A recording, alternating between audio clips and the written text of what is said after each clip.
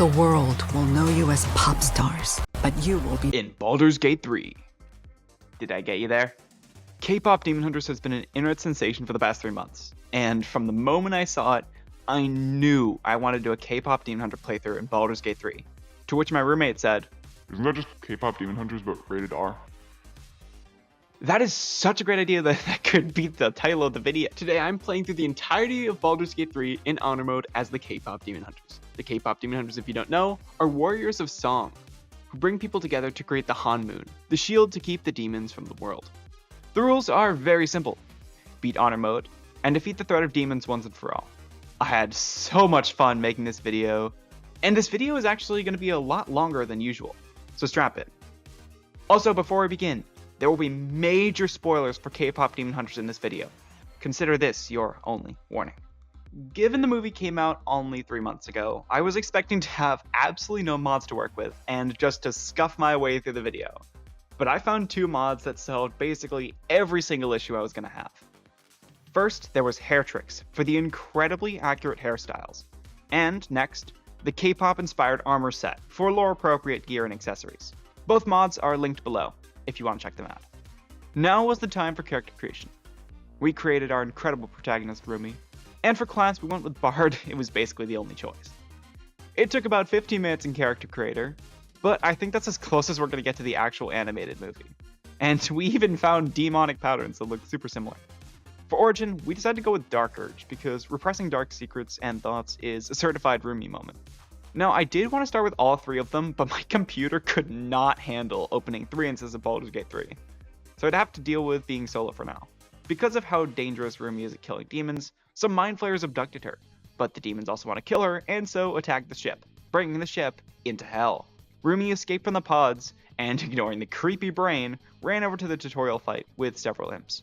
But before that, she ran into a strange frog lady that considers stabbing her for having more Instagram followers than her.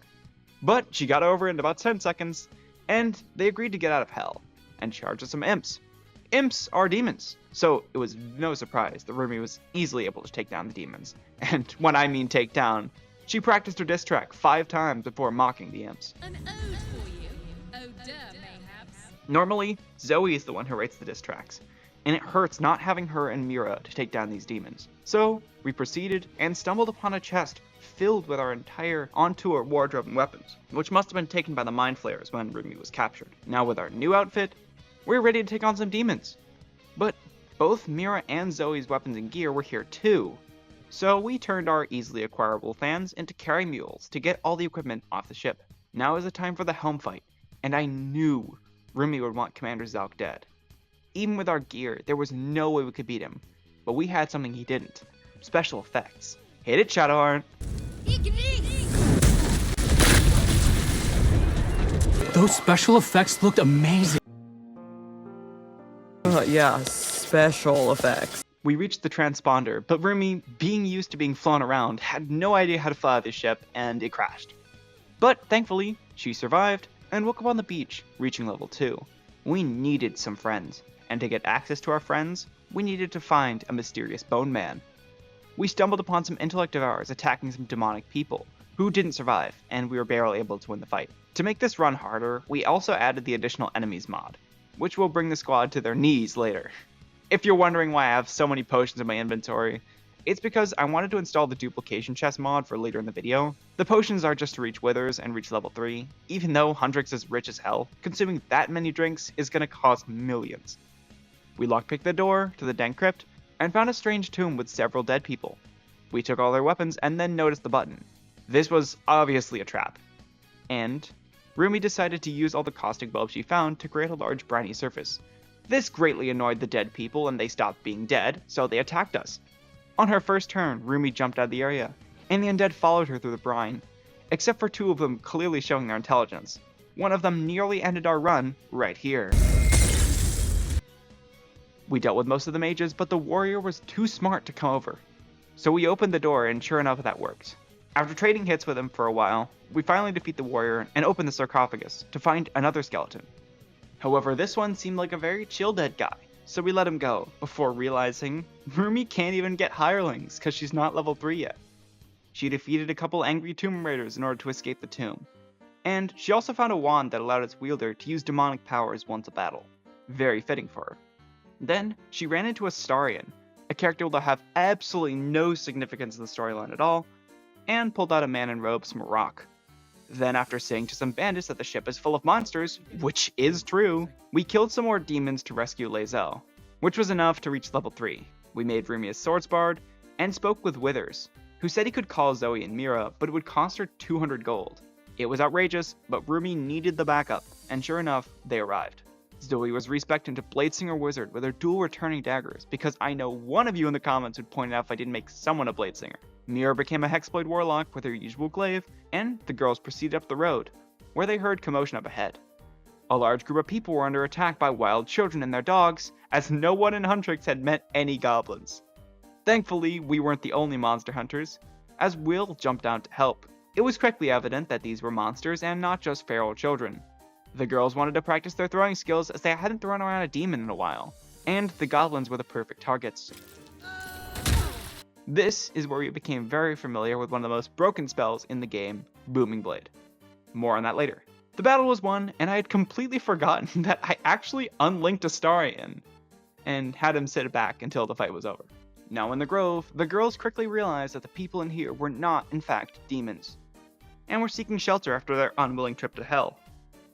Along the way, we reacquainted ourselves with Will, a demon hunter that's after a deadly demon.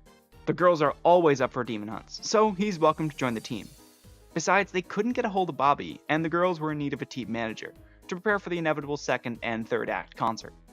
But for now, the only people that would listen to our music were a few tieflings. So, we needed to get more powerful. Will became a champion fighter, we gave him a bathrobe, a giant Huntrix sign, and now he's ready to go as our temporary manager. The girls spoke to an ox that had absolutely nothing wrong with it, before encountering a dispute with some tieflings and druids. We need to get the tadpole out of the girls' heads though, and we get a few good leads on the druid Halsin, who might be able to help us cure the tadpole. We spoke to Volo, who obviously had never met K-pop artists, as he tried to exaggerate the gate battle and clearly didn't take us seriously when he said the goblins were dangerous. The girls also saved Arabella from the druids, and spoke to Alfira with both Zoe and Mira so they could learn the perform ability, as neither were bards. With all that we wanted done in the grove, the girls headed out toward the goblin camp and met some people and their dying brother, who called us a true soul before dying. Not knowing what the hell was going on, we told them that we needed to avenge their brother, and after helping Scratch, we followed them in. The owlbear was vicious, but we were able to convince the owlbear to let us leave, until I unintentionally got too close and combat started. Brenna didn't survive, and, like a good manager, Will dealt with all the problems and tanked absolutely all the damage from the big owlbears. I'm not even kidding. I present to you at this time, Will taking all the damage.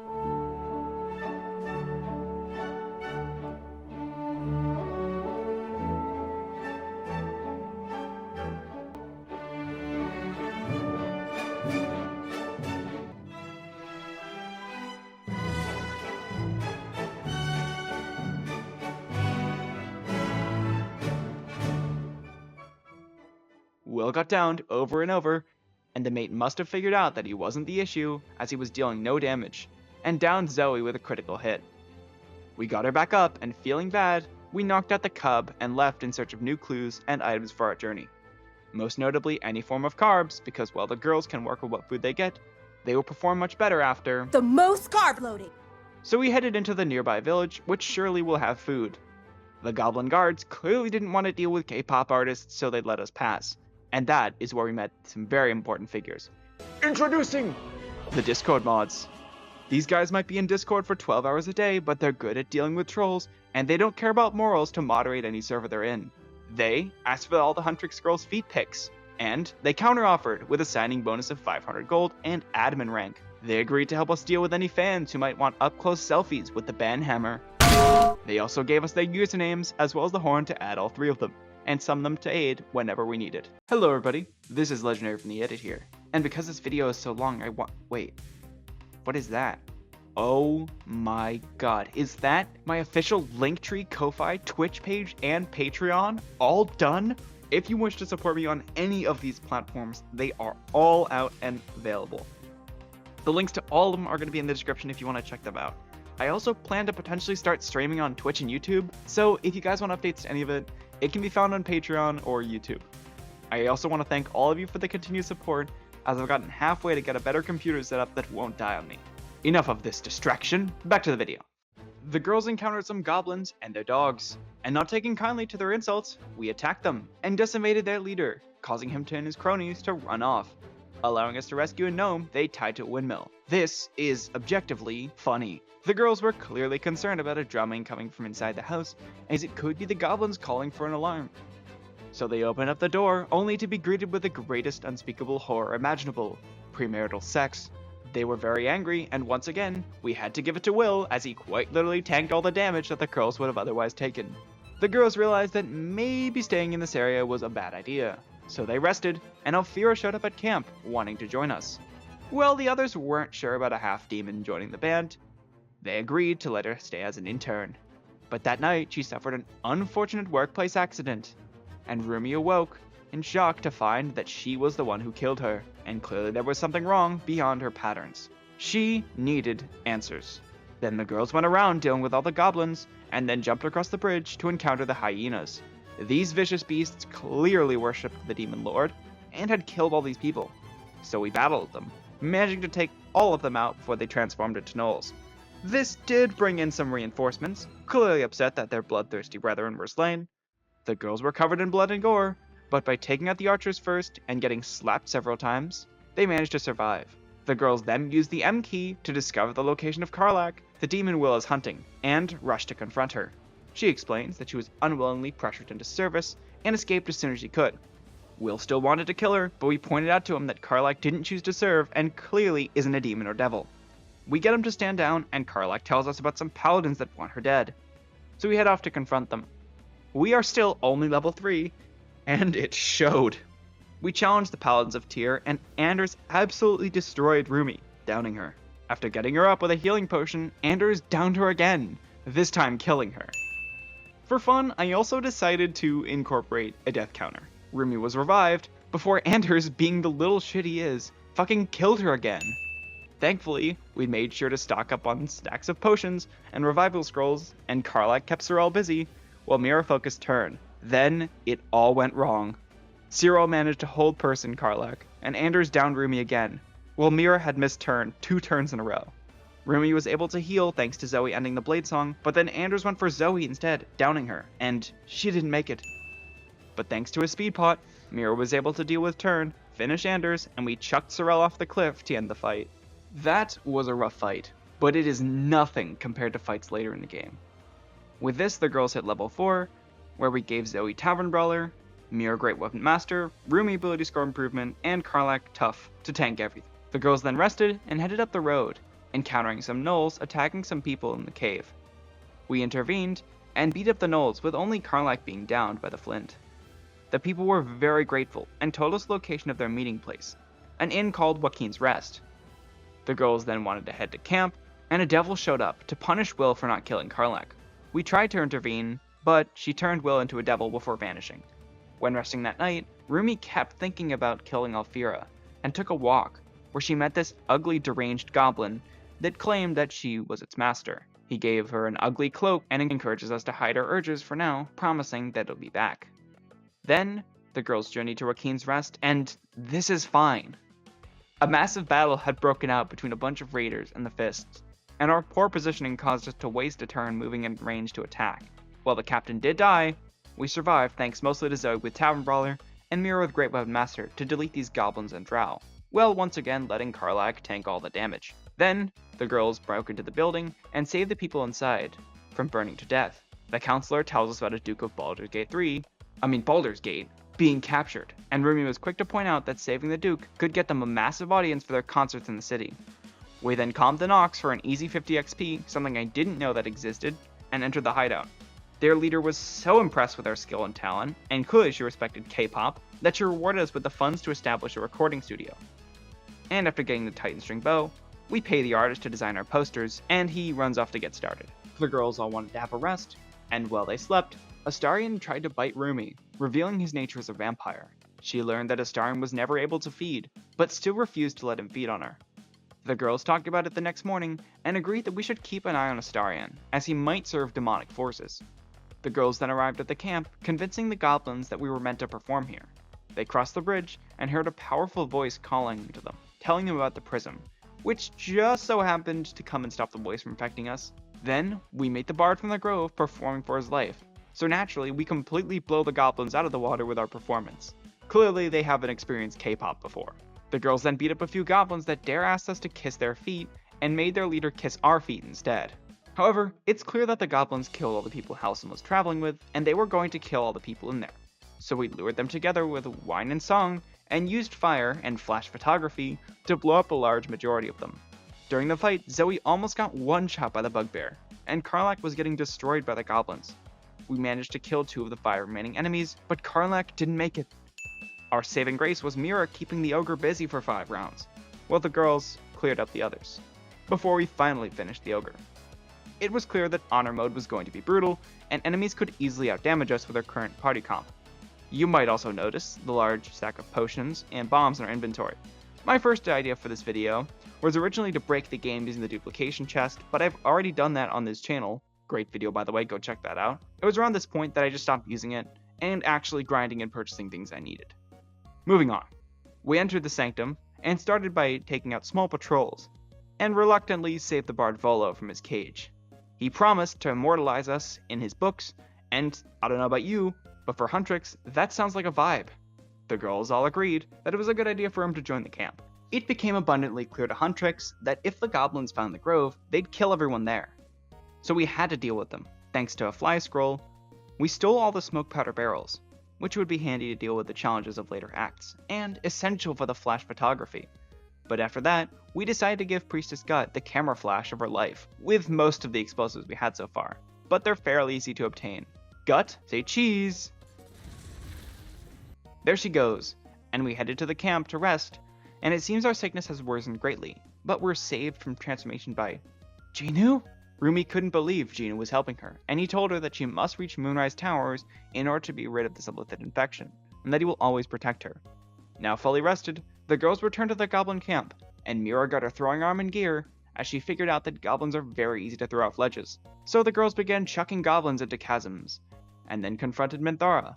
She immediately hold-personed Karlach, which lasted the whole combat.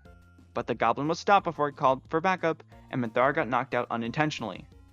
But we needed to do a few more things before we went for the big boss. We headed toward the swamp, and after helping Ethel, reached the swamp docks, and got into a fight with the Mephits and Woads. But by focusing the Mephits, we were able to take down 3 before they even got a turn. We were able to take them down, and find Kaga's blackmail social media posts, before going to confront her. We rolled intelligence to realize that the rats have the same name of the person mentioned in the letter, so we kidnapped all 3 of them, and chucked Olden off the cliff, only to find that she disappeared. Ah well, plan B. Flash photography.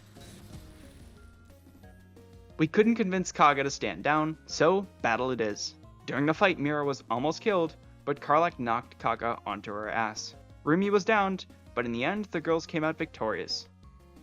Kaga was defeated, and Wrath urged us to go save Halsin from the goblin camp, to maybe make some things right. That night, Rumi questioned Astarion about the nature of a vampire spawn, and it was clear that, like her, there was a lot he didn't want to reveal. Rumi was starting to see a bit of her in Astarion. Next morning, we broke the spiders out of their cage, and convinced them to turn on the goblins, mopping them up. At least the ones not in the main room with Boss Ragslin. While Ragslin was distracted by Rumi in a cutscene, the rest of the girls placed all the barrels we had collected next to Ragslin, and for some reason they all shaped into a square. After getting Rumi to safety, thanks to the kidnap trick, a fire arrow blasted the barrels, not just destroying Ragslin by flash photography, but also my game, as it froze for over 15 seconds. Is it excessive? Yes, but Kpop Demon Hunter screams over the top excessive energy. With the leaders dead, the girls returned to the grove to find out they completely forgot about Halsin, but thankfully he escaped on his own. And somehow figured out we had a Mind Flayer parasite, but said he knew the source came from Moonrise Towers. Then, the girls met Raphael, a strange man that seemed to know everything about our predicament, and also had a way to fix it, before revealing his infernal nature. There was also something familiar about the devil that Rumi couldn't quite put her finger on. The only demons they knew of were those under Gima and the Saja boys. Moving on, the tieflings threw a party for us, and it was a great time. Hopefully these parties scale up in the future. The next morning, Astarion talked to Rumi about his old master, and the scars, and how horrid his former master was. Rumi felt very bad for him, and to better keep an eye on him, he joined the party instead of Karlach.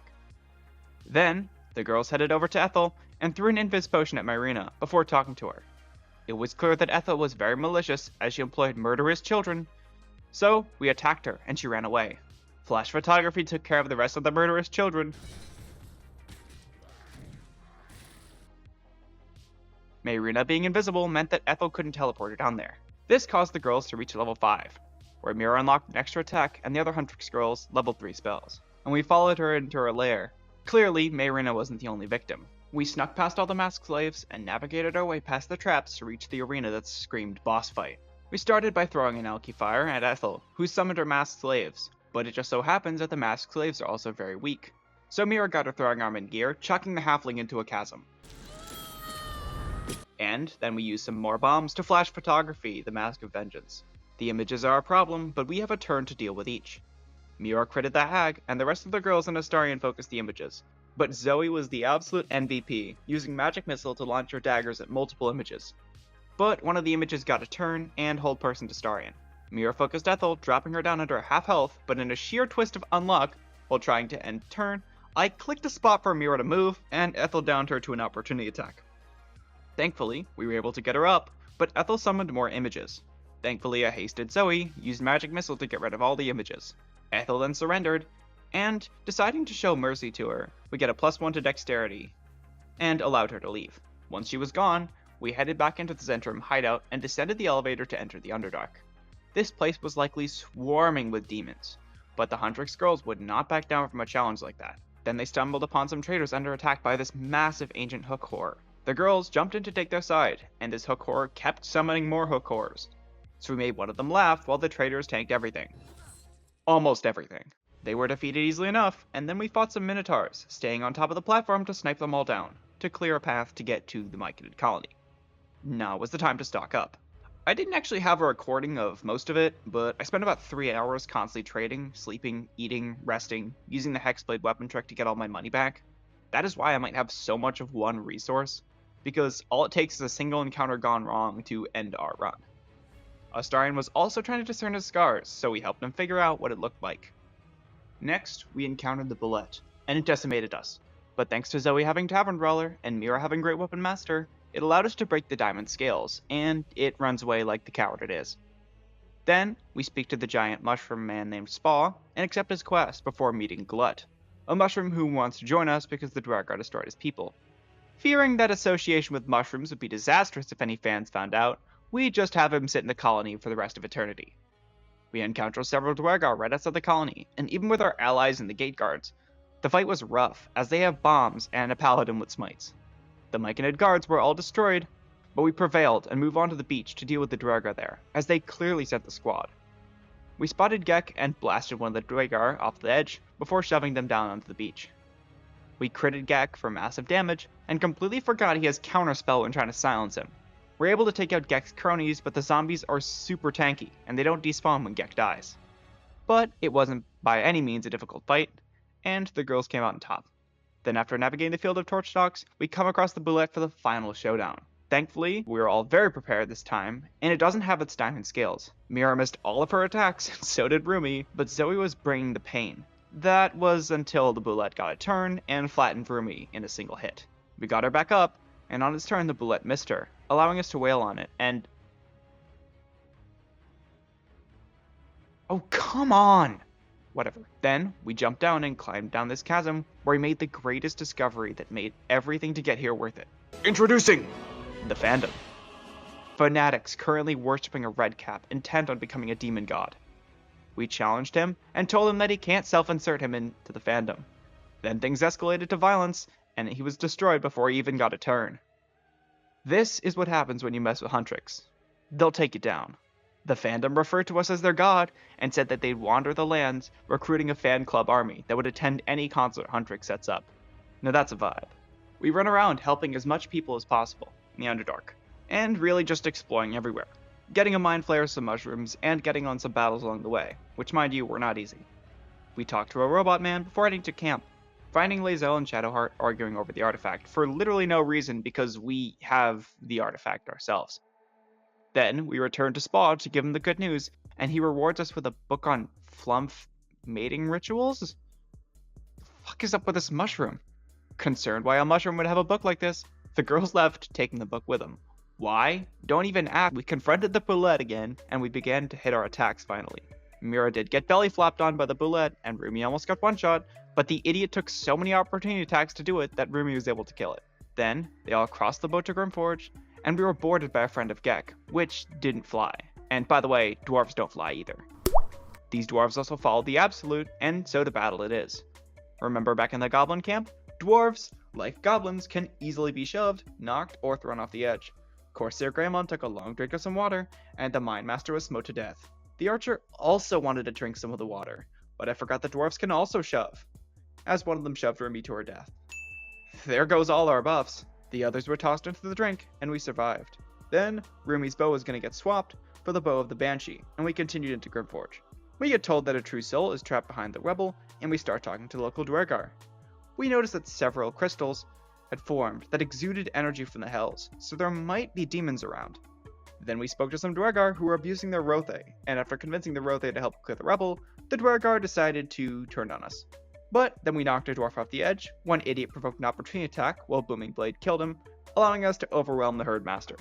Then, they all found a strange mask of infernal origin, and followed the way around, encountering some hellboars and marigons, who for some reason didn't even try to fight back, even though they started combat with us.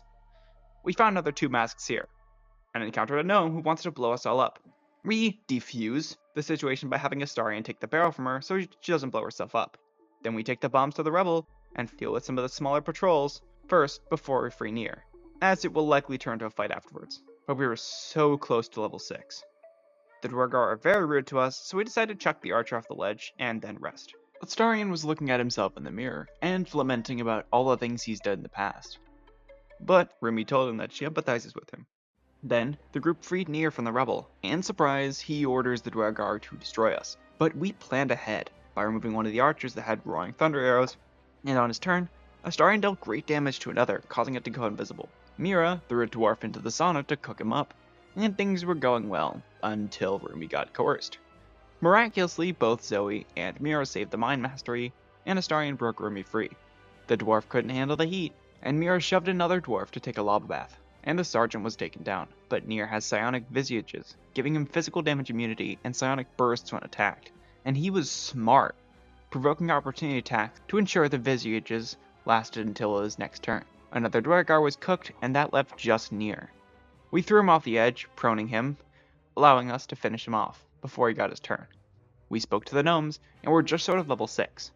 So we headed past Nier's corpse into the ancient forge, as we had found some armor and weapon molds. We obtained the mithril ore, reaching level 6, giving both Rumi and Zoe another attack. Time for a fight I had been dreading, but the girls were blissfully unaware of. Insert, hammer, lava, and out comes Grim. He is resistant to all damage we deal, and if he gets a hit, we'll put up a shield that knocks us back when it breaks. Clearly we needed help, and so instead of taking on Grim, we went back and bought some gear for the girls beforehand, as our regular Huntrix gear was not going to beat Grim. What we needed was strategy, and for some reason, I decided to try the fight with just Rumi, Mira, and Zoe. We then realized that Grim is vulnerable to bludgeoning damage, and we have no weapons that deal with bludgeoning damage. But this hammer does, so we lure Grim under it, and drop the hammer on him.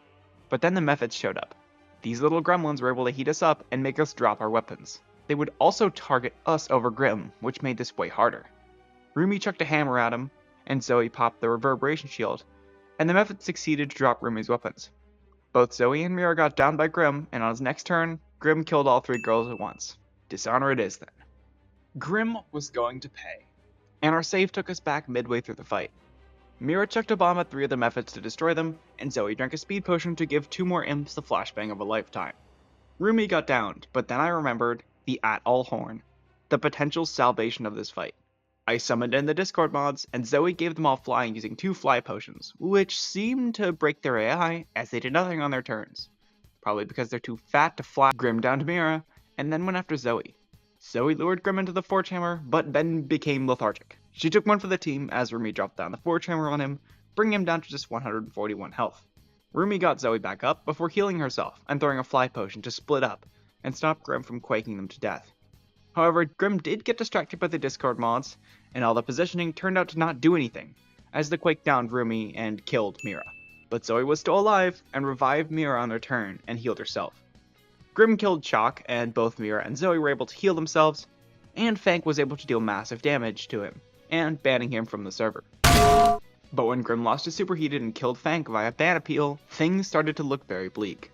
Zoe jumped over to the hammer, and Rumi was healed before going invisible. Grim downed Zoe and foolishly didn't move off the edge. Zoe was healed, and Misty stepped out of there before he brought down the Forge Hammer on Grim to kill him. Let's just get out of the Underdark and travel overland. The girls spoke to an old lady who wants a Githyanki egg. No, we just want to trade for her gear. We obtained the Winter's Clutches for later, and the Parapet Wound Closure for maximum healing. The gear we get here is way better than Act 1, so we headed down to the Creche. We stopped some Githyanki from killing some goblins, halflings, and then obtained a path to the Creche, but first the girls smelled spirits, and a lot of them at that. We had run low on camp supplies, so they snuck in through the back, only to find a den of kobolds. They were very weak and had low AC, so they were barely a threat at all, and the camp supplies we needed were obtained. Then, we went back into the Creche using our status as influencers to get past the guards. We then saved a boy from a fight club, and found the infirmary so we can get the tadpoles removed. However, the tadpole was so strong that it destroyed the machine, thankfully without reducing our stats. Then we skipped past the Death Shepherds with invisibility, meeting an old man who cured Gale of his condition before we even realized what it was. We collected the Holy Lance helm and had to dip into Act 2 for some gear. Astarion went over to the Potter's shed and collected the Potter's chest, which contained the Gloves of Radiance. But the measles surprised him and critted him to death for 48 damage. With that, we made Astarion into a 1st level fighter, 6th level open hand monk, with all the radiating gear we'd been collecting. We were missing one piece of gear that could be found in the Underdark. For this build, I must thank Morgana Evelyn for coming up with it, and a full build specifics can be found in the description that links to her video. I'll also briefly explain it in this video. Then, we collected some Cloud Giant Fingers from Blurg and Dareth, and given how much our strength affected everything, I proceed to spend the next 3 hours collecting Cloud Giant Fingers and other alchemical supplies, enough for 2 whole stacks of Cloud Giant Strength Elixirs. Then, we obtained the Luminous Armor, and returned to the Githyanki Creche. We sent in Astarion thinking surely he could handle all the Gith. He promptly got hold-personed, and was killed. For some reason I thought it was just bad luck, so he revived and tried again, resulting in him getting hold-personed and killed again. The girls then decided that the Creche was not worth it, and headed back into the Shadow-Cursed lands. This time, we sent Astarion to fight the Death Shepherds, and this was enjoyable. Now, quick explanation of the build. Astarion is a 6th level monk, and that gives him access to Manifestation of Soul, dealing extra radiant damage with every attack. The Gloves of Radiance then trigger, giving the enemy 2 stacks of Radiating Orb. Then, the Radiating Shockwave triggers, giving enemies additional 2 stacks of Reverberation if they're near him. This also procs the Reverberation boots of Stormy Clamor, giving all enemies that hit us, or miss us, stacks of Reverberation, and those that are affected by Radiating Orb, stacks of Reverberation. This means that if an enemy misses us, they're going to get hit with Radiating Orb twice, and Reverberation 4 times. The enemies kept missing, getting Radiating Orb, missing, falling on their ass, thanks to the Reverberation, which forces the enemy to make a save, otherwise they fall down once they hit 5 stacks. Everything was going amazing until Zoe triggered a repulsor mine out of combat, which apparently applies a surprise condition to everyone, even those in combat, but we still came out on top. Then we acquired some more bombs and went to speak with the cultists in the Shadow-Cursed lands. The Drider led us into an ambush, and I didn't even realize that in honor mode, the normal -3 AC aura is actually -6, which wasn't going to allow us to survive. Instead, we spoke to the Drider, gathered up the enemies, and hasted Astarion, before slowing all the enemies with Mira. Astarion spread Radiating Orb all over the battlefield for the extra lighting effect, but it didn't help Rumi, and the Drider blasted her, killing her in a single turn. Mira then used Fear to hold off most of the lesser enemies, while Astarion spread Radiating Orb everywhere, using Wholeness of Body to heal. Karnas tried to hit Astarion, but got knocked onto his ass by Reverberation. Then Astarion stunned him, and the fight was over. Then, foolishly enough, while trying to skip through the dialogue, Rumi misclicked to kill the pixie. So I guess we gotta do that fight again. This time we freed the pixie for protection against the Shadow Curse. Then we headed towards the Last Light Inn. Here we meet Jaheira, and a child we never met before vouched for us to help us get in. The Harpers seemed like great allies to have, and we'd need them. Quartermaster Tally had a host of items to buy or convince her to give for free, including the Cloak Protection for Starion and the Shadeclinger armor for advantage on all saves. We all equipped the armor when in darkness to get the buff until long rest. We also found the Snowburst ring in the floors of the bedroom. Then the girls returned to face the measles, and thanks to all the Radiating Orb, Astarion basically ensured we never got hit, and were easily able to win against any weaker enemies. Then, the crew encountered a strange man who challenged Rumi to a duel, and anyone who attacked him would take large amounts of damage. But Zoe paralyzed him, and an uncontrollable Rumi thunderwaved him 3 times before shoving him into the water. Thanks to the blessing, we crossed into the Greater Shadow Curse, and after defeating a horde of shadow-cursed undead outside Moonrise Towers, we reached Moonrise Towers, where we will discover the secrets of the Absolute. We met Mizora, who wanted us to partake in a rescue mission for this devil, and sick of her yapping, the girls just skipped her dialogue and entered the tower. Here we got the Drakethroat Glaive from Royal Moonglow, and went to the main room where we met Ketheric Thorm. He clearly knows who we are, and one of the goblins tries to kill him, but he seems to be invincible. We fight the goblins and beat them up before heading upstairs, where we break and enter into Balthazar's room, where we obtain the Cold Brim hat. Now, by using Drakethroat elemental weapon Cold on Rumi's sword, it will spread ice wherever it hits, and inflict encrust with frost. We also obtain the Caustic Band for Zoe, as it's one of the only damage buffing rings that counts throw attacks as well, and Gliver the Gloves of Dexterity for more AC and attack rolls. Also, I don't know about you, but the Diadem Arcane Synergy is really busted, allowing +4 to all of Rumi's damage, and that's all we needed for now. But when leaving, the girls remembered Minthara and went to the prisons. While Minthara has done some bad things, Huntrix doesn't condone mental torture, and so we battled the torturers, until in their attempts to hit us, it triggered an adept to use War God's Blessing, aggroing it and the Scrying Eye. Destroy it, Zoe. Astarion spread Radiating Orb all around the battlefield, but Minthara wasn't controllable, and she was killed. So we reloaded for now, to before the conversation with Ketheric, and decided to deal with the Thorms first to get a bit more experience. We convince a gold-covered woman to move on with her life, and she dies from it. On her corpse is a signed trade visa, which grants the ability Flesh to Gold. Then, we ran over to the Masons Guild, but to no one's surprise except my own, there was a horde of undead waiting for us. Thankfully, skeletons are light and can be thrown off the sides of the buildings where they die due to bludgeoning vulnerability. Once they were dead, we headed into the House of Healing. I am infamous for failing the checks to get the doctor to kill himself. So we pre-buffed, and I realized that Mira kinda sucked as a warlock. So she respec'd into an Oath of Vengeance Paladin for extra attack and Divine Smite. The build revolves around crit reduction, because Divine Smite critical hits are insane, and to make it more powerful, we just needed some items to give us extra instances of damage. We speak to the doctor, and the battle begins. Mira killed one of the sisters, and Astarion spread Radiating Orb all over the battlefield. One of the sisters was able to buff Malice with a Leech attack, and one confused Rumi. We did not want to be getting hit by that attack, so while Zoe was throwing her daggers, Astarion stunned Malice. Then a confused Rumi used Gaseous Form on Astarion, and thankfully saved out of it. This was where the ice was helpful, as Astarion then failed to stun him. Millions of attacks and damage does not matter when it's not your turn, and in trying to get Mira, he slipped on the ice. We beat Malice Thorm, but all the Radiating Orb meant he couldn't hit anything, and Rumi was able to freeze him on her next turn, and just like that, the fight is over. We gave the Surge and Subjugation Amulet to Mira for the Paralyze, and we obtained the Strange Loot. With this, we reached level 8 for ability score improvement for Rumi and Zoe. Then we headed toward the Mausoleum. Oh, what the heck is this? Ah, a Black Dragon zombie, evident by its Acid Retort ability.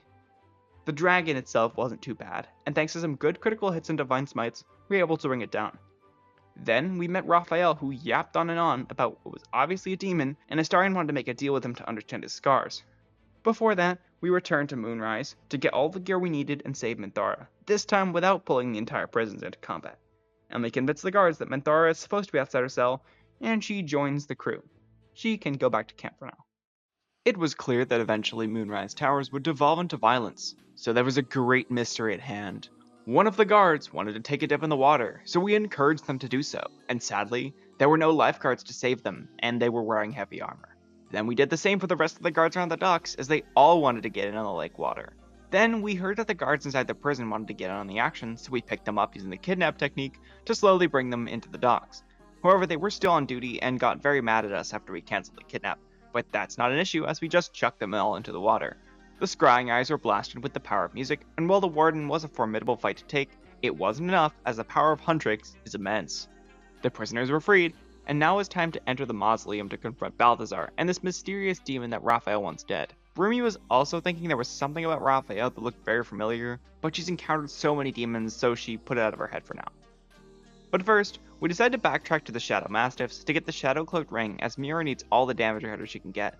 The doggers were so weak, they couldn't even hit us, and thanks to the Radiating Orb, we were able to destroy the dogs and obtain the ring. Zoe mentioned to the others how tiring this journey was, and that we should all go and relax. The place is very dreary, so we did just that. Doing what, you might ask?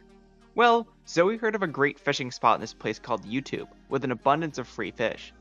I had Mira clip the gloves of corrosion, and threw a bit of acid down, and was shocked to see the massive variety of fish there.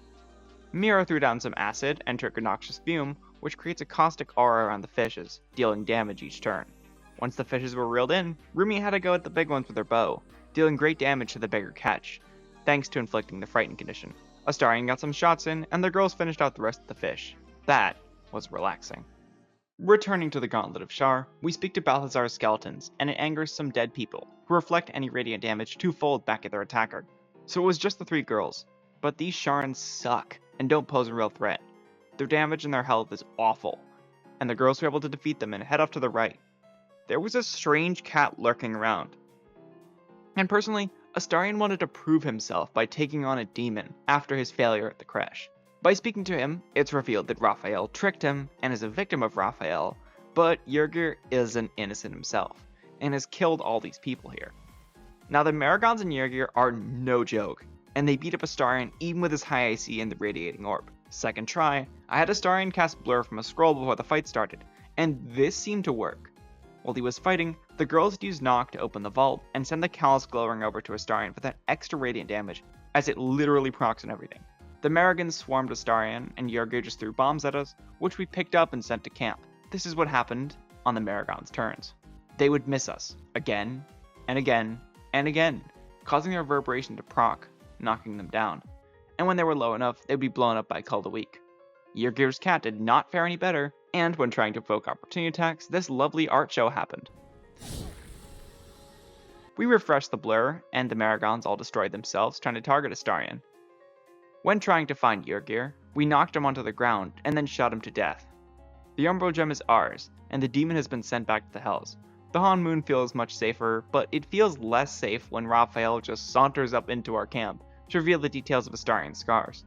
The scars tie him and 7,000 others to Cazador Zar in a ritual to ascend a vampire and make them be able to walk in the sun, at the expense of the 7,000 souls.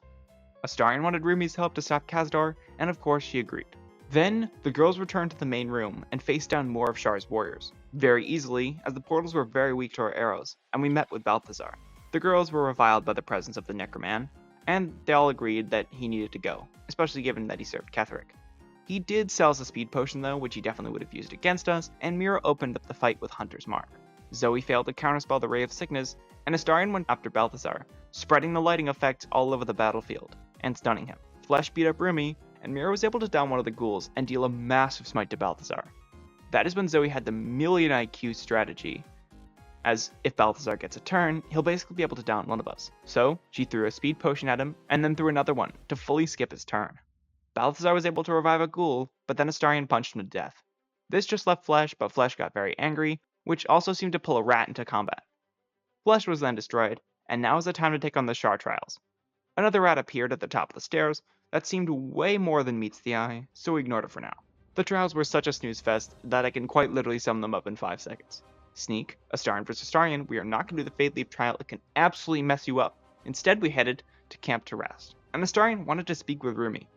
He thanked her for wanting to help take down Cazador, and throughout the journey both have come to trust each other. Because Genu is sadly not a playable character in this game, I realized that Astarion had such a similar arc of wanting to be free of his shame, and Rumi also had a similar problem. But this was when a terrible tragedy occurred. Because my laptop is so bad, and has been dying for months now, it completely bugged out on this next recording session, and OBS just recorded a black screen for the entire recording. By the time I figured it out, I was way too far to go back.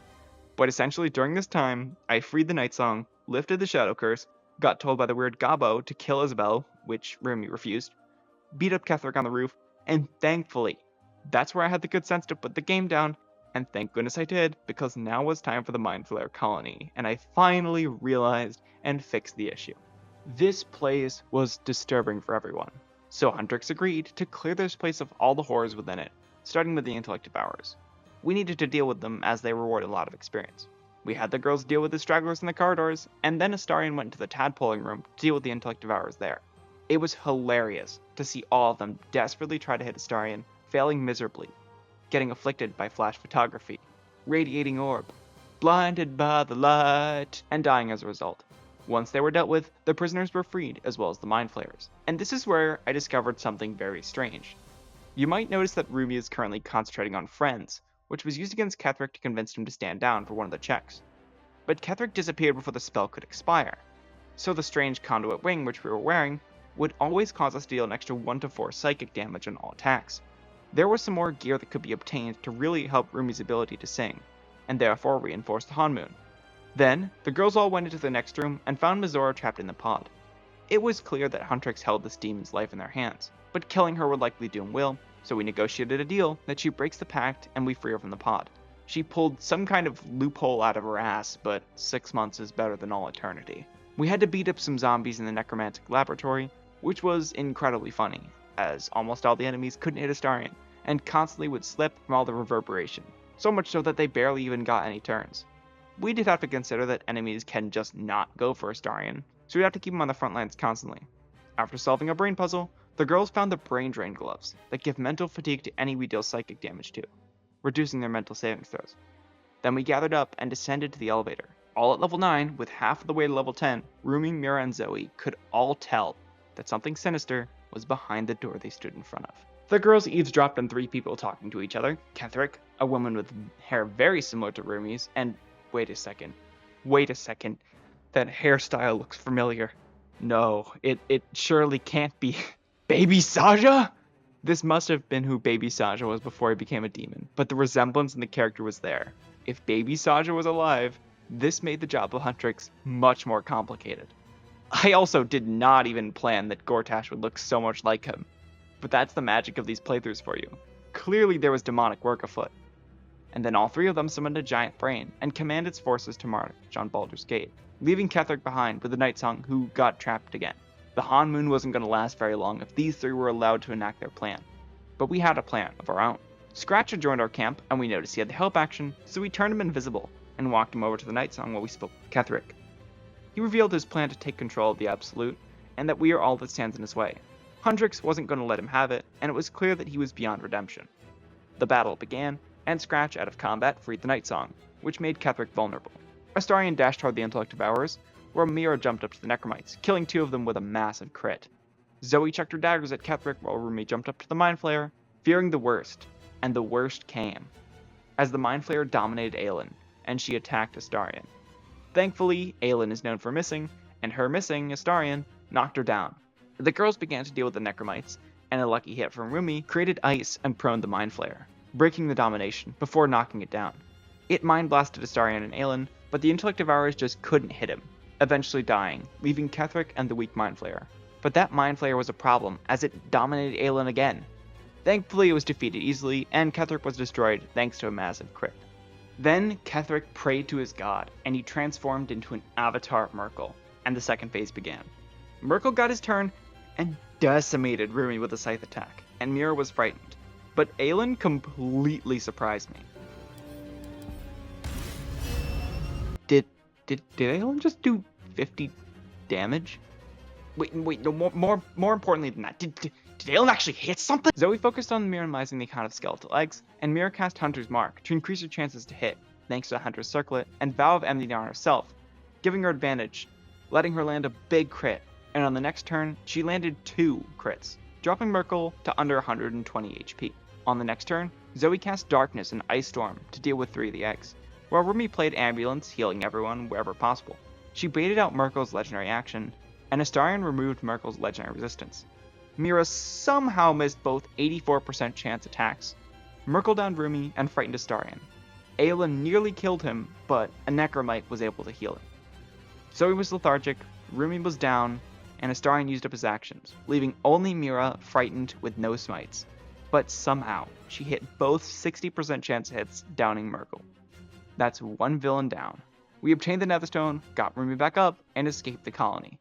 Jahira spoke to us, offering to join us in taking down baby Saja, and the strange evil Rumi lookalike. And we spoke to Tally, with Mira using her influence to get all the items from Tally for free, simply by putting the hex weapon into the trade menu and bartering it all away. Then we went to rest. Oh, and yes, the hex weapon does still work if you respec. The goblin was not happy with Rumi that we didn't kill Isabel, and urged us to kill Astarion. Rumi refused, as she hadn't told him how she truly feels about him, and the butler warned that she could get a dark prize if she did. She woke Astarion up and explained everything to him. I didn't even realize this, but the Shadeclinger armor also came in clutch, giving Rumi advantage on the saves, allowing her to pass both.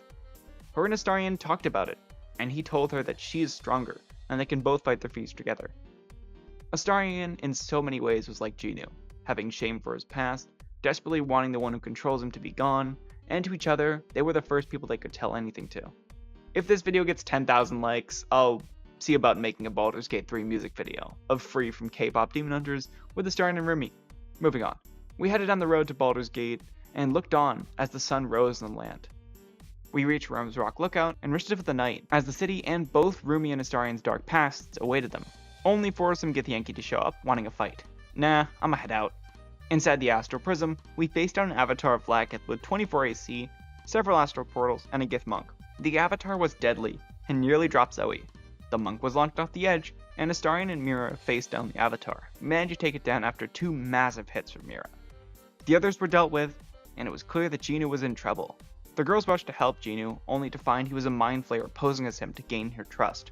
We had no choice but to side with this creature for now, and fight the monks, only to realize that it didn't teleport the others up to where Rumi was. Rumi, however, is immense, and learning some throwing skills from Mira, she jumped up to throw one of the Giths straight off the space rock, and into space. Then, she threw another on her next turn, while the others ran and jumped down to get close to the fight. Mira cut down the third Gith, while the final one tried to jump up and beat up Rumi, only to get knocked down into a rock, which I didn't realize was in the way of being shoved into the chasm, get teleported down to there, and then shoved off that rock.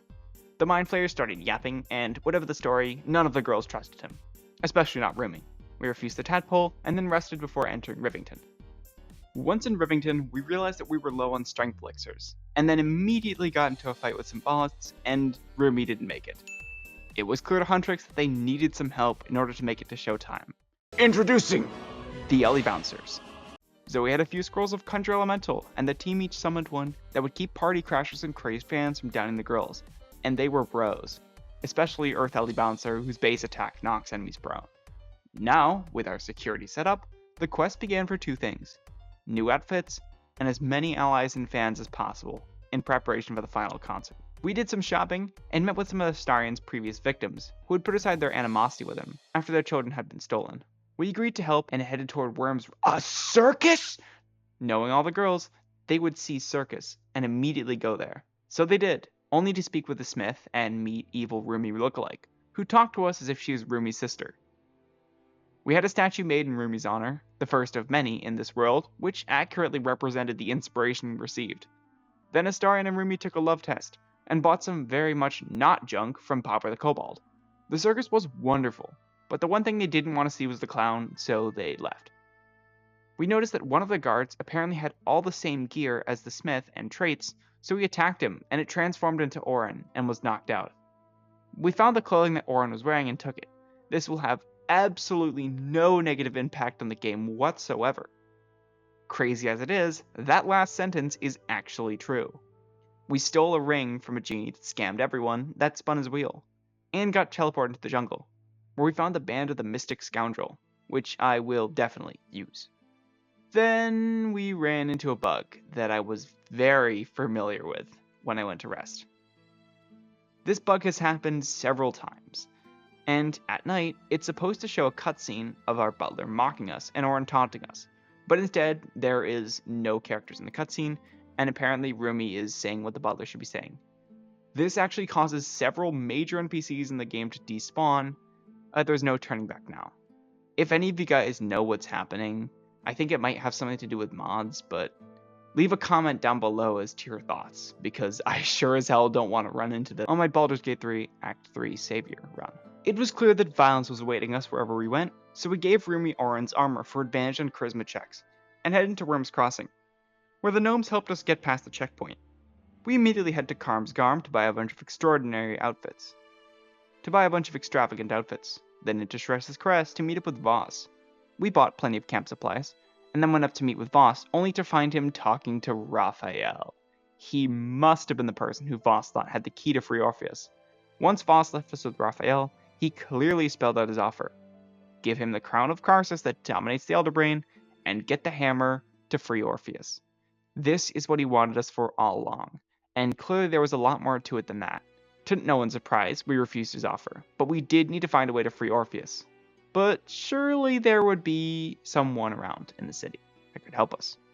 Then, the girls met two of Astarian's siblings, who after calming down Astarian from burning them in the sun, told us more about the Ascendant ritual, and that it is beneath the Tsar Palace.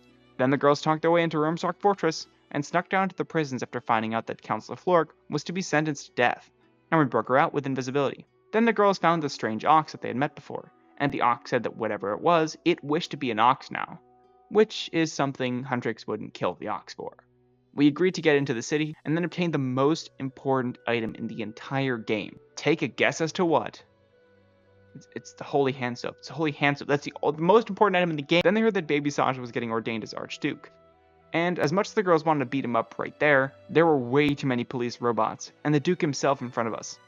So we just refused his deal and then left. The people of the lower city seemed awful, and there was even a gallows at the gate. But the girls heard that there was magical treasures in the Stormsword Tabernacle. In the basement, Rumi obtained the Amulet of Devout for +2 spell safety C. But she did get cursed, and the curse said that a creature would emerge when removed. So we used darkness and removed the cursed, gifting the executioner Divine Evangel to deal with. Then they heard of a wine festival, but also of the owner, Cora, being on a murder target list. So they confronted the murderer, who sadly escaped, leaving his 4 brothers to deal with us. And as Astarian spread lights all around the battlefield, the brothers fell as they were very weak.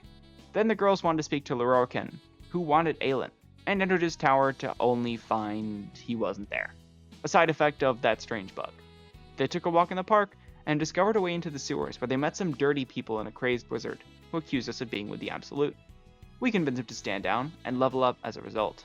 At level 11, Astarian unlocks key resonation punches, which can deal area damage when using the blast ability, and I want you to keep that in mind for later. There was a dressmaker on the murder target list, and all 3 girls wanted some bathrobes so they could enjoy some time on the couch, so they rushed to help. The murderer was preparing to kill the dressmaker, so we brought in Zoe, which triggered a fight. Dolor killed this random lady that we'd never met before, and Zoe confused all the enemies in the main room. Astarian and the Ellie Bouncers finished one of the doppelgangers, and the Water Ellie Bouncer finished another. Dolor was frightened, confused, and mentally fatigued 6 times over, and Zoe finished off the murderer. With him dead, the fight is basically over, and the Ellie Bouncers began to clear up 2 of the stragglers. But I want you to notice Figaro sitting right there on the chair, paralyzed, meaning that he fails all strength and dex saves. It was Astarian's turn, and the final enemy was weak, so he jumped over to him, and used a key resonation strike, using up his action. The blast is a free action, so he used it, only to realize. No! Not only was this very sad because of us failing to save him, the girls realized that they could no longer buy any of the expensive dresses and outfits he sold. With sadness in their hearts, they proceeded down to the docks. There, the girls witnessed Volo being tied up, and the girls didn't want yet another supporter of them to die. So Rumi cast a hypnotic pattern getting all of them. Then, for some bullshitty reason, Chung Elovec somehow just ignored it to drop the torch on the ground to set the rail cart on fire. Like he didn't save out of it. There was nothing in the combat log, they all failed to save. The girls went on to beat up the thugs and threw some water at the cart to cool down Volo and stop him from being blown up. Thanks to all the special effects, almost no one could get hit, and the Ellie Bouncers kept most of the thugs busy. So he destroyed the rail cart to drop Volo down, and he was saved. We were standing right next to the Steel Watch Foundry, and this is where the girls realized that they could take Baby Saja down a peg if they blew up this foundry. The girls went back into the sewers and found an entrance into a secret building that was filled with evil Baenites. Clearly, there was something here that Baby Saja didn't want us to find. After defeating his followers, the girls found a submarine with no pilot, and, after doing a quick Google search, I found that you can actually go into the underwater prison without Red Hammer. Then, the girls decided to take the boat down there. We also summoned an Air Ellie Bouncer each, as it would greatly help us free the prisoners. Baby Sasha Skype calls us, warning us that tons of people will die if we continue. But all 3 girls agreed that there was no way they were going to listen to Baby Sasha, and that they could save the people in here. They all precast haste, and were greeted by Amelium, who told us that the Duke was in here, and to prioritize his rescue over his own.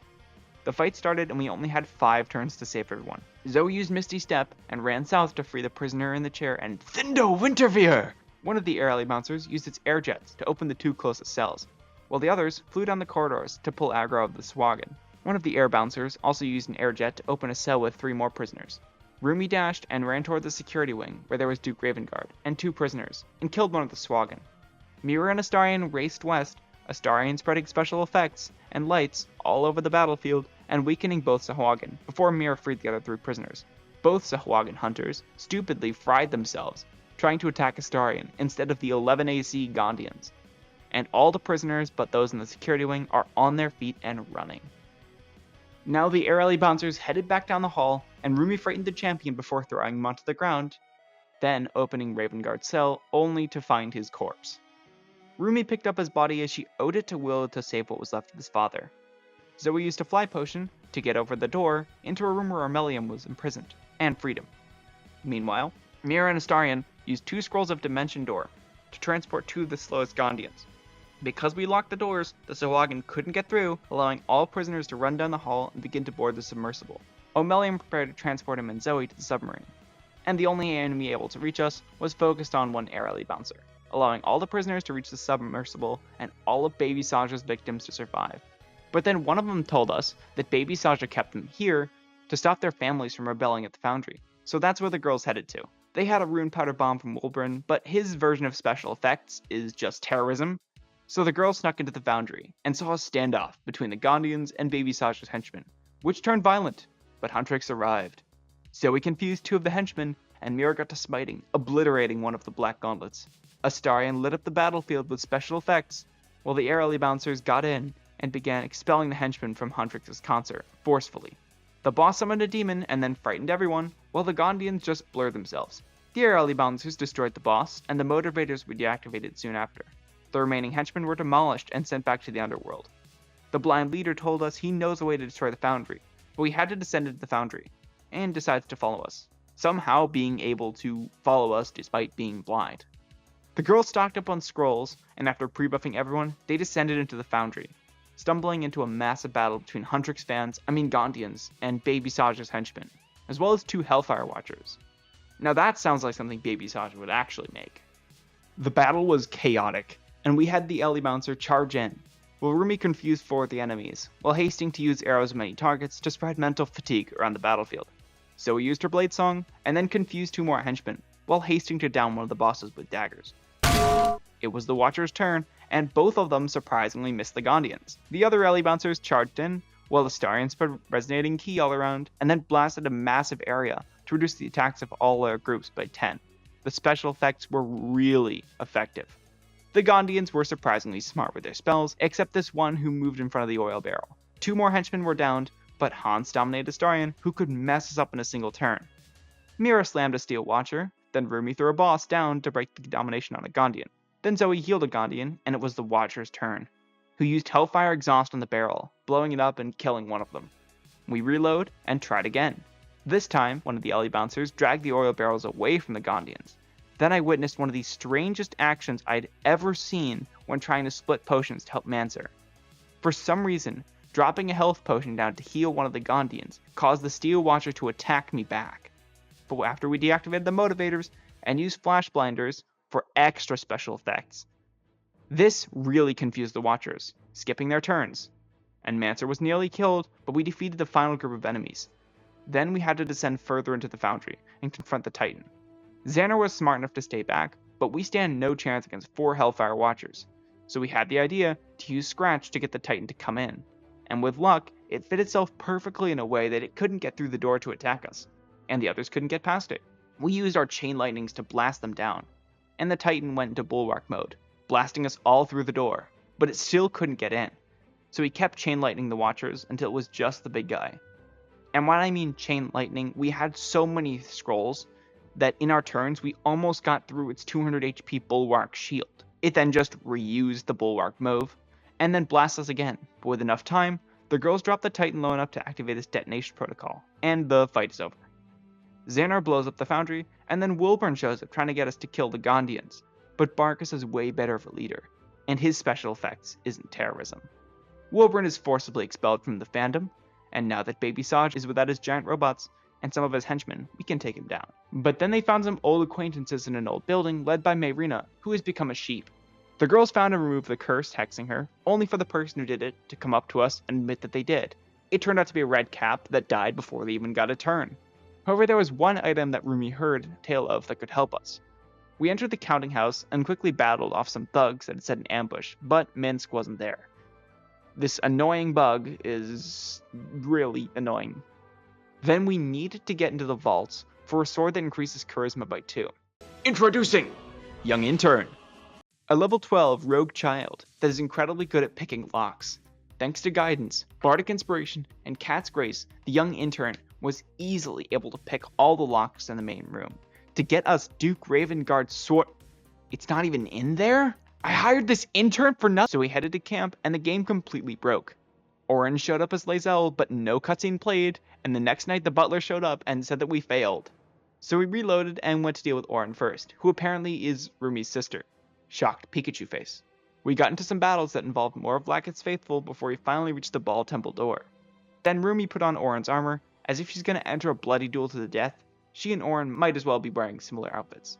There were a bunch of Orin's minions outside of it, but Rumi upgraded her Ellie Bouncer and sent Astarion in solo as to not waste any spell slots or buffs. And this is where the stage lighting effects were incredible. The enemies could barely touch Astarion and kept falling over again and again. I mean, quite literally, they dealt absolutely no damage to him. Once they were all dead, the butler opened it up for us, and now was the time to duel Orin to the death. We had our Ellie Bouncer, 2 Frost Gremlins, and the girls made sure to buff them all as much as possible. Rumi also equipped the Killer's Sweetheart and Search and Subjugation Amulet, which would be useless for the fight, as Orin transformed is not humanoid. The fight began, and the Ellie Bouncer baited out the legendary action, while Rumi tried to attack Orin to stack the mental fatigue to go for that hold monster. Then, Orin was able to fear Rumi for 2 turns, destroyed both ice gremlins, leaving only 1 air Ellie Bouncer to stop Orin from wrecking Rumi. And it tried to stun Orin. Orin then jumped to Rumi, made her bleed, and then used 4 attacks to remove all the mirror images before jumping back to air Ellie Bro. Rumi was still feared, so air Ellie Bouncer went and missed his first stun, but thanks to doing a speed pont, the second one landed. Rumi recovered only to realize that the strange conduit wing wasn't proccing because of blur wing broke. So she cast Friends on the Ellie Bouncer and stacked him until fatigue even more before gambling a 64% roll on a hold monster. And the hold monster succeeded, allowing her to tear Orin to bits. So fell her demonic evil sister. Then the game completely broke again, failed to show any cutscene, and the Emperor acted as if Rumi accepted her father's blessing, which she didn't. But we can't worry about that right now. Baby Saja is still a massive threat to Huntrix. We spoke to Mazor on the way back, who said she knew a way to bring Will's father back to life. It was a difficult decision, but Will decided without our input to bring his father back to life. His father had that +2 charisma longsword we wanted, and just command dropping it and then picking it up wouldn't work, as it causes him to get mad, Mazor to disappear, Will to leave the party, and then Ravengard to disappear. So, we used a distant telekinesis to launch the sword over to Mira so she could pick it up. Now Rumi is extra persuasive, thanks to the dual wielder feat, allowing her to get the +2 charisma from that sword as well. Before entering, the girls changed their outfits colors to Showtime, as after Baby Saja, they would have all the netherstones needed to take on the brain. Wanting to avoid fighting an entire army of Baby Saja's henchmen, the team went invisible and snuck past all the guards to get up to Baby Saja's office. Then the squad each summoned in their Ellie Bouncer and prepared for a challenging fight. Baby Saja was very mad about the destruction of his hell robots, and the battle began. He started off by blinding everyone, and then for reflector guards at his closest henchmen. The real pain in the ass was bombs, that if touched at all, dealt so much damage. Astarion got hasted by Zoe, and then Rumi was healed, and he stunned Baby Saja with an attack before blasting him. Then he moved over to the concussion grenade to blast one of the gauntlets since he had evasion. Then one of the Ellie Bouncers baited the launch to fire a bomb before dragging it next to the console, blasting him. The water bro chilled one of the consoles, but the other henchman managed to dominate Rumi. But thankfully, our Earth Ellie boy knocked the gauntlet down on her ass, cancelling the domination. The next turn, Astarion stunned Baby Saja, but his Invoke the Black Hand triggered, which seemed to cancel the stun, allowing Gortash to curse him. Then Zoe paralyzed him, and nearly lost concentration to this manifestation of tyranny, and the fire bro sacrificed himself to drop a bomb down on the fire, destroying another one of Saja's henchmen. Air Ellie Guard stunned another, and Earth Ellie Bouncer knocked another down. Baby Saja was still paralyzed, and Astarion was cursed, but Rumi had removed curse, and that allowed Astarion to get back to stunning, and he stunned Baby Saja again. Then Zoe stabbed him with Orin's dagger to add vulnerability, and Rumi was the one to finish him off with 2 bow flourishes, dealing over 60 damage each. The survivors were mopped up, and the girls were elated that one of the 2 surviving Saja boys was defeated for good. Then while looting his body for the Netherstone, Mira noticed a note on him. This note changed everything, revealing that Baby Saja had dealings with the Diabolist that had broken him into the House of Hope, the place the girls needed to go to get the Orphic Hammer. Heading back into the lower city, the girls went into the Devil's Fee, where they met Helsik, who wanted to charge an exorbitant price to break us in. It was clear she was also affiliated with Baby Saja and Raphael, so Huntrix took no risks and eliminated the agent, but she called in for backup. After the imps were dispatched, the crew entered the House of Hope. Here we met Hope, a crazed victim of Raphael, who told us what the hammer was, while asking to be free from him. The girls wanted to get back at Raphael, but it was clear that his security of his house was tight. Thankfully, Hope gave all the girls ratty, old, disgusting disguises that allowed them to traverse the house without raising an alarm. The place was miserable and filled with the tortured souls of victims of Raphael, so the girls agreed to focus on what they came for, as it didn't seem like Raphael was there. They jumped up on some rocks and found a way into Raphael's room with Raphael. It turned out that this wasn't actually Raphael, but an incubus that wanted to play games with demon hunters. Idiots. There's no games here for Huntrix, so the girls paralyzed Harlep and beat him up easily. We obtained the note from a safe, and Mira got the Helldust gloves for that extra damage rider. This note was the key to getting the hammer. So the Huntrix team went back down to the archive and stole the Orphic Hammer. This triggered an alarm across the house, but we had to free Hope. So the team all drank invis pots and made it halfway before the second Hellspear spawned right on top of us, forcing a fight. These balls suck. They eat arrows, magic, every single attack. Radiating Orb doesn't work on them. Their attacks are dex saves. They're immune to crowd control, except Otto's irresistible dance, which was pretty funny. And the girls fought on for a solid 10 minutes before both were finally destroyed. The restoration faucet healed all the girls, and after getting back in a few more fights on the way to Hope, Rumi realized there was a back way into the prison, jumping back on the rocks to get in. Inside the prison were several imps and 2 giant floating eyeballs, so Rumi shot at them, and surprisingly, nothing happened. The spectators genuinely didn't seem to care, so she shot again and again, building up the paranoid dreams until it activated, which blasted everyone in the area except for Rumi. So she kept shooting the spectator, and it kept AoE blasting the imps, bringing them down, except for the one by the other spectator.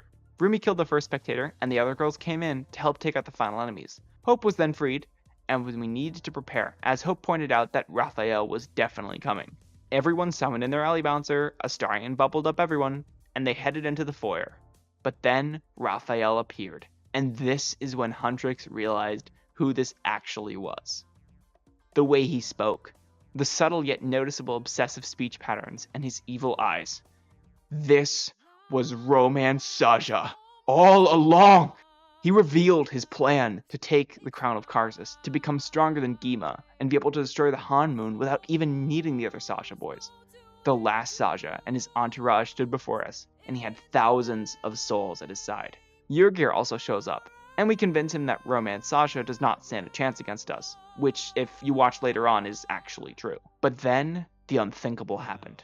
Roman Saja surprised Huntrix by singing his own final act song, just like a true Saja boy. The battle began, and Yurgir launched himself at the enemies. Like, literally, he launched himself, while Astarion jumped up to spread resonating ki and special effects all over the battlefield, and blast the Cambions. Zoe threw some flash photography at the pillars, and Mira blasted another. The first Cambion popped the shield off of Rumi, stunning Roman Saja, while the others machine gunned through our health. Ray of Fire counts as attacks, and thus drains through Radiating Orb stacks very quickly. The other LE bouncers spread out to focus on the pillars, and then Hope healed everyone, followed by permabanning one of the demons from the overworld. But for all the talk of evil plans and danger, Roman Saja never even got a single turn. He got prone on his second turn, allowing their girls and LE bouncers to take out most of the pillars. Then he got stunned by an Astarion on his third round, and stopped singing. The demons were beginning to fall one by one, and there was a small hiccup when Rumi tried to throw some bombs, which somehow fell on herself, downing her. But Rumi got her back up, and everyone surrounded Roman Saja. 666 HP and a whole bunch of actions don't matter when you get stunned or knocked down.